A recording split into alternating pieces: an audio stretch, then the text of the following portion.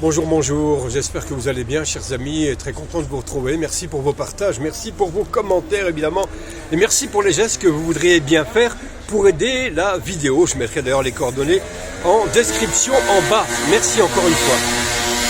Alors, aborder quelques sujets sans importance, puisque sans vouloir être grandiloquent, ils engagent un peu l'avenir de la France, mais l'avenir de la France est entre de bonnes mains, puisque elle est entre les mains d'une mafia et de petits escrocs, de petites mains du système qui informent l'opinion, celle qui fait l'opinion, comme chantaient Woolsey et Souchon, en disant c'est la basse-cour qui fait l'opinion. Et ça marche, le bourrage de crâne, ça marche, les gens en prennent plein la tête, puis ça vole tout. Finalement, ils en arrivent même à avaler que les enfoirés. Oui, les nouveaux enfoirés, c'est Sarko, Guéant et Brice, n'est-ce pas? Faites entrer l'accusé quelque part, ou le petit mafieux, le futur tolard, peut-être Sarkozy, voilà, sur le banc d'infamie, 5 ans. D'ailleurs, Janovici disait 5 ans, c'est pas beaucoup, parce que si on apprend réellement tous les cadavres qu'il y a dans le placard de l'Élysée, c'est au moins 30 ans, voire perpète, que devrait prendre Sarkozy. Mais alors, c'est sans compter, sans le bras long de cet homme, le bras qui va bien jusqu'au Moyen-Orient, qui va jusqu'à Tel Aviv et qui passe aussi par New York, c'est vous dire. D'ailleurs, certains disent encore qu'il a tellement de pognon, il a un peu magouillé avec Sassou Nguesso en Afrique, du côté d'Omar Bongo aussi, du côté de Ouattara, Alassane Ouattara, et du côté de Abdoulaye Wade Abdoulaye au Sénégal, et que là-dessus il aurait peut-être raconté pas mal de pépettes, sans compter le drame absolu, celui de Libye, pour lequel il se défend d'être victime d'une espèce d'affaire Dreyfus. Victime d'une affaire Dreyfus, le pauvre Sarkozy, donc il a fait monter tous ses sbires. Alors, je vous disais, le bras long, il l'a tellement. Souvenez-vous lorsqu'il monte sur le bateau de Bolloré en 2007 et que là, très content dans son petit costume, arrivé, et puis s'exhiber là, dès 2007, sur le yacht de Bolloré. Alors, Bolloré, Bouygues, pour lequel son fils, Louis Sarkozy, celui qui rêve avec Sifaoui et toute la bande d'aller brûler l'ambassade d'Algérie, voire même de brûler l'Algérie, c'est fou furieux. Eh bien, il a du monde, donc. Et Bolloré, donc, en 2009, profitant un petit peu de l'aisance, de la position de Sarkozy, avait voulu exploiter le port de Djidjel, le port de Djen. L'Algérie, après réflexion, a refusé de lui faire la cession du port. Depuis, Bolloré voue une haine sans limite à l'Algérie. Alors Bolloré, pour ceux qui ne le connaissent pas, c'est celui qui a une tête de cochon. Voilà, à peu près comme ça, voilà, une tête de cochon et un caractère de cochon aussi. Et il a voulu peut-être transformer ce que l'Algérie n'a pas voulu faire de la baie de Djidjel, la baie des cochons, si j'ose dire, référence à Cuba. Donc, depuis, il a fait monter tout ce qui compte d'immenses journalistes, des pétomanes comme Prout et toute la bande, enfin tous les lascars tarifés de Bolloré et consorts, qui ne crachent pas depuis de cracher sur l'Algérie, en mettant en avant le Dostoïevski de Boumerdès. Le Dostoïevski de Boumerdès à certains sans salle, en mettant aussi en avant le Ernest Hemingway oranais, à savoir comment c'est Daoud, enfin il a fait monter toutes les au créneau pour dire voilà ce que l'Algérie a de bien, eh bien elle est victime de la dictature algérienne de Tebboune et des généraux. À cet égard, je ne sais pas, alors moi j'écoute pas trop les lives de TikTok parce que c'est un peu débile, bien que j'ai un petit compte TikTok, mais encore tellement je suis tombé sur, on va dire, sur une Algérienne pas séparatiste, pas régionaliste, mais c'est du kiff-kiff pareil au même. Alors elle, je ne sais pas les arguments qu'ils vont chercher, j'avoue que c'est consternant et que ça me fait honte. En tous les cas, pour pour la partie féminine intellectuelle de l'Algérie qui veut s'exprimer, ce genre de bonne femme qui reprend des arguments bassement berbéristes qui font honte finalement à toute l'Algérie, ça me désole un peu, je trouve ça assez exécrable. Dieu merci, en face de ça, il y a la fameuse Nanou qui défend bec et ongle un petit peu, c'est la nouvelle Fatma, la laine Soumer. Il y a aussi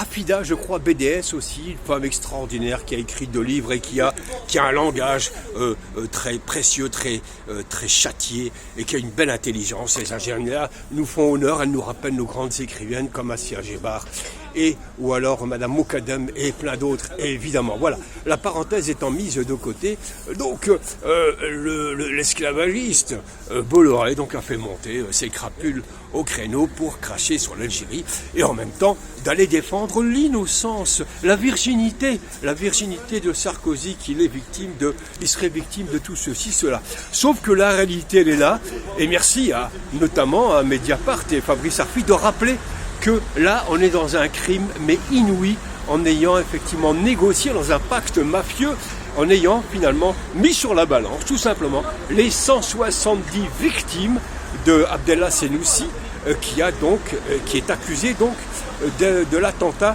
de l'avion de Lockerbie, je crois, qui a fait 170 morts. Tout ça a été complètement oublié. On a voulu blanchir Abdallah Senussi moyennant le financement de la campagne de Sarkozy, dont 6,5 millions en espèces ont été retrouvés, sans parler des gros bifetons qui ont été ça et là. Alors Sarkozy fait son numéro, il est sorti avec Carla, le duo. Alors elle nous fait la danse du ventre, évidemment, lui il nous fait, la danse du sabre, le mec qui peut jongler avec des millions, etc., en disant que c'est de l'argent propre. En fait, c'est vraiment un mesquine. Il est victime de ceci, cela. De là à ce qu'on dise que c'est la faute des Algériens, cette mise en examen et ces 5 ans de prison, il n'y a pas loin. On peut s'attendre à tout.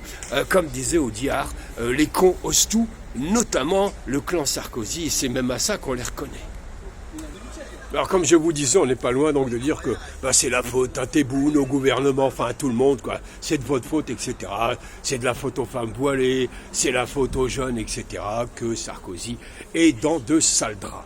Bref, c'est la faute à tout le monde. Alors il a fait monter ces Émile Zola au rabais, ces ringards qui montent au créneau pour essayer de faire de Sarkozy une espèce de Dreyfus bis qui serait victime de ceci, cela.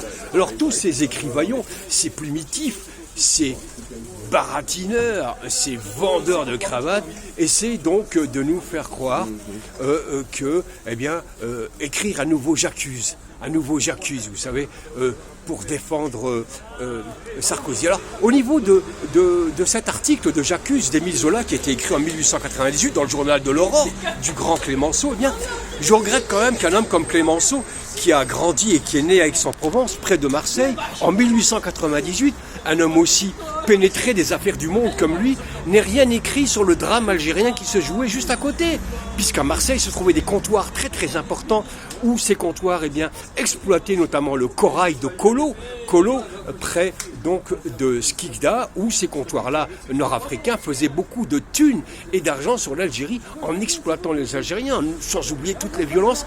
Je suis un peu surpris, pas forcément déçu d'Émile Zola, mais qu'il n'ait pas consacré une nouvelle, un article, un roman concernant le drame qui se jouait dans sa région sur l'Algérie et faire un espèce de j'accuse sur la domination coloniale et pourquoi pas aussi faire aussi un article sur la Tunisie qui venait donc de se faire aussi on va dire protectorariser ou protéger on dira par la France, un peu étonné de tout ça. Bref, il fait monter tous ses amis au créneau, monsieur qui a la bougeotte, le tartampion, celui qui vibre en permanence et qui donne des leçons au monde entier, des leçons de Karcher, de nettoyage, celui qui disait qu'une peine de prison doit être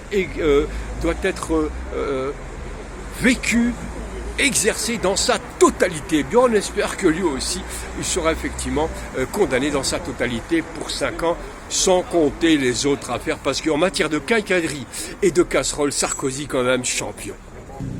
Moi, ce que je comprends pas trop, c'est que toute cette opinion qui a été retournée comme une crêpe par l'opinion française, c'est une crêpe aujourd'hui. Les lobbies, les systèmes en font à peu près ce qu'ils veulent, etc. En leur servant une soupe à l'oignon à peu près indigeste tous les jours, et puis ça avale, etc. Tant qu'il y a de la haine, du racisme, et trouver des boucs émissaires à leur mal-être, à leurs problèmes économiques, je sais pas, la France avale finalement tout. Dieu merci, il reste quelques hommes de bonne volonté, comme disait Romain Roland, je ne sais pas si c'est eux qui sauveront la France, mais il faut quand même l'espérer. Bref, tout ça pour vous dire, chers amis, que le système continue à endormir l'opinion. On ne parle pas des 170 victimes là-dedans. On dira peut-être que c'est l'Algérie, les Français. D'ailleurs, les médias ne leur en parlent pas du tout de tout ça. Je ne sais pas comment ça peut être vécu. Bref, laissons tomber et parlons d'autre chose. Alors j'aimerais, pour conclure, rendre un petit hommage à une dame qui a soutenu la révolution algérienne. Elle était algérienne, elle s'appelait Ali Cherki. Elle était née à Alger, elle va devenir psychiatre très très tôt. Elle va aussi faire de la psychanalyse, elle va beaucoup écrire sur l'immigration et les traumatismes du colonialisme et de l'immigration, de l'exil aussi. Ali Cherki, elle restera algérienne jusqu'au bout. Elle était juive algérienne, mais algérienne jusqu'au bout. Je dis ça à ceux qui voudraient dire oui, mais moi, Nkini, etc. Vous voyez ce que je veux dire? Tous les ringards à deux balles. Ali Cherki, paix à son âme, qui a écrit sur Frantz Fanon, qui a aussi travaillé avec Frantz Fanon et qui a été de toute sa vie une Algérienne qui a lutté et est restée proche donc de la révolution algérienne. Si ça peut susciter